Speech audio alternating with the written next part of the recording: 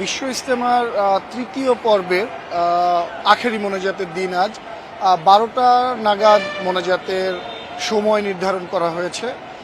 তো এর মধ্যে কিন্তু গত দুটি পর্বে আমরা যেখানে আখেরি মোনাজাতের দিন আবদুল্লাপুর, মানে ঠিক যেখানে দাঁড়িয়ে আছি আবদুল্লাপুর, আমার পিছনে যে বিশ্ব ইজতেমার প্যান্ডেল করা আছে, এই সময়টাতে যে পরিমাণ মানে মুসল্লিদের ভিড় দেখা গেছে, এবার কিন্তু ঠিক সেরকমটা দেখা যাচ্ছে না।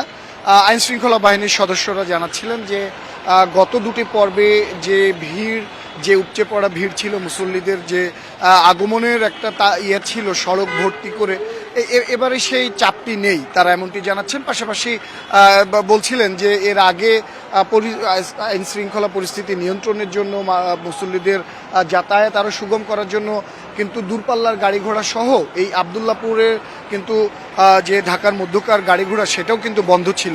এবারে কিন্তু তেমনটি করা হয়নি। এবারে কিন্তু সকল ধরনের যানবাহন চলাচলের অনুমতি রাখা হয়েছে।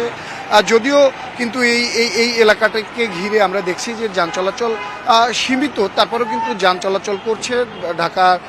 ঢাকার ভেতর থেকে বিভিন্ন জায়গা থেকে যানবাহন ছেড়ে আসছে মুসল্লিদের নিয়ে, আবার এখান থেকে যাত্রী নিয়ে ঢাকার বিভিন্ন প্রান্তের উদ্দেশ্যে যানবাহন ছেড়ে যাচ্ছে। তবে যানবাহনের সংখ্যাও যেমন কম, এখানে আমরা সেই মুসল্লিদের এখন অংশগ্রহণের যে সেই মাত্রাটাও কম দেখছি।